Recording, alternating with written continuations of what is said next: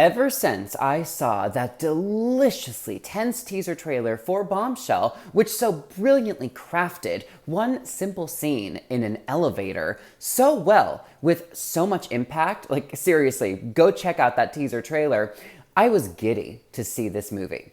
And as we got closer, I also had to proceed with some caution because it's one thing for a movie to tell an important story and message involving the horrible act of sexual harassment in the workplace towards women, but to have it all take place and based on true events at Fox News brings this movie to another level. Because now you are having to juggle such a heavy and important subject matter with the biased, closed-minded, and severe structure and belief system found at Fox News and its employees. Now, I'm not saying that the women who are victims are also needing to be vilified simply for working at Fox News, because I'm not saying that. But when you have such flawed human beings like Megyn Kelly, who has said some unforgivable things throughout her career, and putting her as essentially our main protagonist in a role where you are wanting to root for her and her side of this story, you need to be that much more careful when constructing this movie. And I'm happy to report that they pulled off this movie very, very well and handled this juggling act of politics quite carefully. And they executed this by making one big, smart decision in constructing this movie. And that is, they kept the narrative strictly focused on the sexual harassment scandal involving Roger Ailes and the impact it made on his victims, and shining a clear spotlight on the treatment of women in any work environment, regardless of political views. The bigger issue is the corrupt mistreatment of power, and this is what this movie is here to talk about. And that's why I think it's important for any person, Republican or Democrat, to see this movie, get past the politics, and listen to the greater issue at hand and bigger message it has to tell. Now, first of all, I gotta say that there are so many cameos and surprise celebrity appearances in this movie. I didn't even realize that such actors like Allison Janney, Connie Britton, or Jennifer Morrison were even in this movie. Even though many of these appearances are short and some are never beyond a cameo, it was fun to see how many familiar faces keep popping up, and some of them popping up under amazing and sometimes unrecognizable prosthetics as they are portraying some key players in real life. The scenes involving the actors playing Bill O'Reilly, Rudy Giuliani, and Sean Hannity were especially entertaining to witness. Now, despite the huge cast of characters, this film is definitely being led by our main trio, and I loved all of them and thought that they did a great job in every performance. Charlize Theron does yet another amazing job at immersing and losing herself into a role such as Megyn Kelly, and her transformation is impeccable. She is definitely at the forefront of the trio, and there's no doubt that she is the leading lady of the film.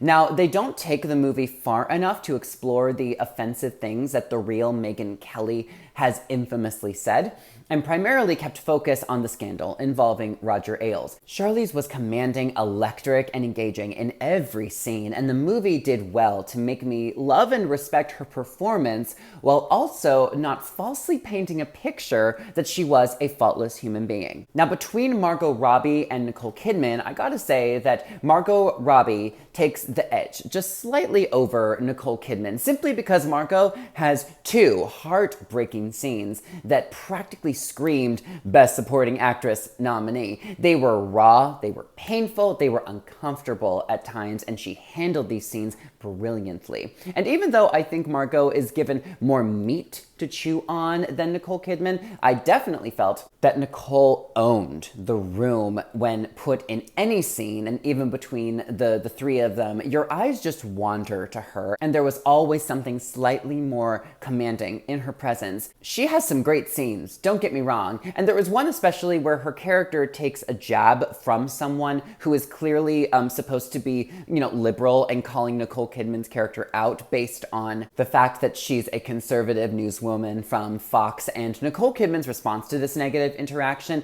is handled so graciously and reminds me of the importance of showing respect and kindness to to one another despite our different opinions. That scene stood out to me, even though it was short. Now, in talking about the screen time shared between our three leads, one of my only nitpicks about the movie is the lack of screen time all three actresses have together. Of course, we have that amazing elevator scene that they show in the teaser trailer, but there's really not much more beyond that. There are just a handful of scenes involving a couple of them, but the majority of their stories keep them apart for most of the movie. Now, I know they obviously can't portray these women as best friends, and one could argue how much a couple of them even interacted during the Roger Ailes scandal, but I will say that the film works, even when they're not together, and it kept me engaged. So the fact that they aren't together much didn't ruin the movie, but the electric chemistry between all three of them definitely left me begging to see more scenes of them together nonetheless. Call me greedy, but there's no denying the power you feel between all three of them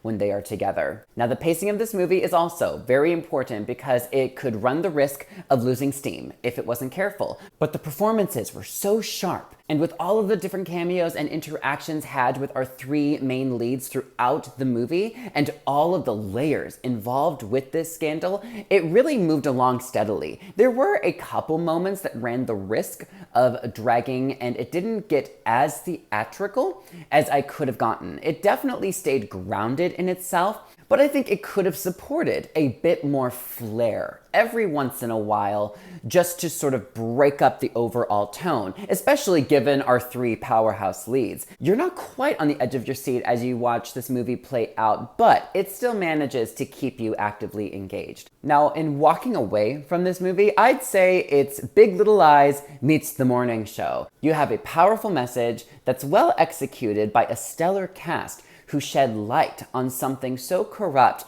that actually happened quite recently. And like I said, it shines a spotlight on a very, very relevant issue of sexual harassment towards women in the workplace that people need to acknowledge, discuss, and take action on. Charlize Theron and team set out to expose the ugly truth about this Fox News scandal without romanticizing the facts, and it's so powerful to watch. In fact, I could have kept watching. And I argue that this would have made a great American crime miniseries because besides the politics and messages, the performances from our leads are so good and so juicy, it left me wishing we got even more of it, and with that, more screen time of our three ladies together. But besides that, Bombshell was strong and mildly electric with some award-winning performances and an even greater message that was delivered with dignity.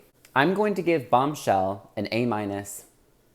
And that's my review for you. I'm curious to know what you think. Feel free to leave your thoughts and opinions down below. Hit that subscribe button, and thank you all again for tuning in. Until next time, I'm Ryan Boehme, signing off. Bye, everyone.